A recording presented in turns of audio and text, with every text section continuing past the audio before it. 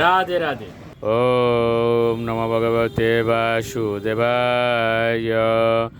ওম নমো ভগবতে বাসুদেবায়। ওম নমো ভগবতে বাসুদেবায়। শ্রীমদ্ ভাগবত চতুর্থ স্কন্দ পুষণম তৃতীয় অধ্যায় শিব এবং সতীর বার্তালাপ। শ্লোক 21।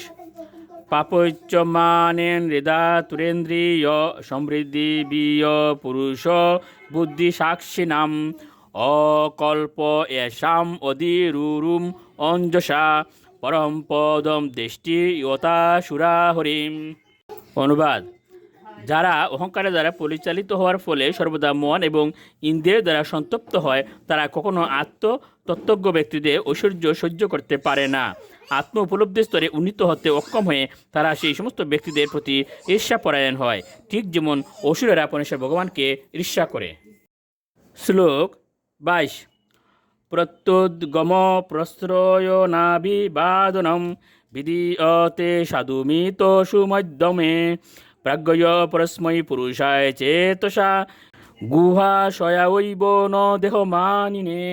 অনুবাদ: হে সুন্দরী, আত্মীয় স্বজন এবং বন্ধু বান্ধবেরা অবশ্যই পরস্পরের প্রতি প্রত্যুত্থান, নমস্কার ও অভিবাদনাদি করে থাকেন, কিন্তু যারা চিন্ময় স্তরে উন্নীত হয়েছেন তারা যথার্থ তত্ত্বজ্ঞান লাভ করার ফলে সেই সম্মান দেহাভিমানী ব্যক্তিদের না করে দেহের অভ্যন্তরে বিরাজমান পরমাত্মাকে করে থাকেন।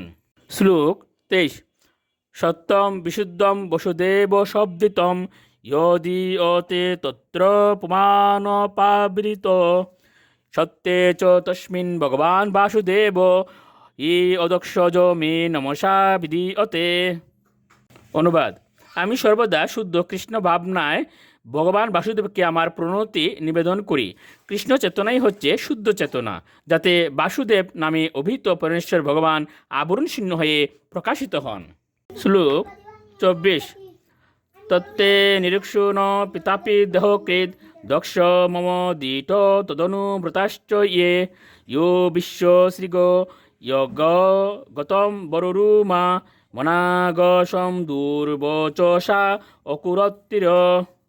অনুবাদ: তোমার পিতা যদিও তোমার দেহের জন্মদাতা, তবু যেহেতু তিনি এবং তার অনুগামীরা আমার প্রতি বিদ্বেষপরায়ণ, তাই তাকে দর্শন করা তোমার উচিত নয়। হে বরাঙ্গনে, মাৎসর্যপরায়ণ হওয়ার ফলে আমার কোনো অপরাধ না থাকলেও নিষ্ঠুর বাক্যের দ্বারা তিনি আমাকে তিরস্কার করেছেন। শ্লোক 25। ইয়দি ব্রজিষসি অতিয়ায় মদ্বচ ভদ্রম ভবতা ন তথু ভবিষ্যতি সম্ভাবিতস্য স্বজনাৎ পরাভব ইয়দাস সদ্যু মরণায় কল্পতে। অনুবাদ: আমার এই উপদেশ সত্ত্বেও যদি তুমি আমার বাণী উপেক্ষা করে সেখানে যাও, তাহলে ভবিষ্যতে তোমার ভালো হবে না। তুমি অত্যন্ত সম্মানীয়া, এবং তুমি যদি তোমার স্বজনের দ্বারা অপমানিত হও, তাহলে সেই অপমান তৎক্ষণাৎ মৃত্যুতুল্য হবে। এতে শ্রীমদ্ ভাগবতের চতুর্থ স্কন্দের শিব এবং সতীর বার্তালাপ নামক তৃতীয় অধ্যায়ের ভক্তিবেদান্ত তাৎপর্য। রাধে রাধে।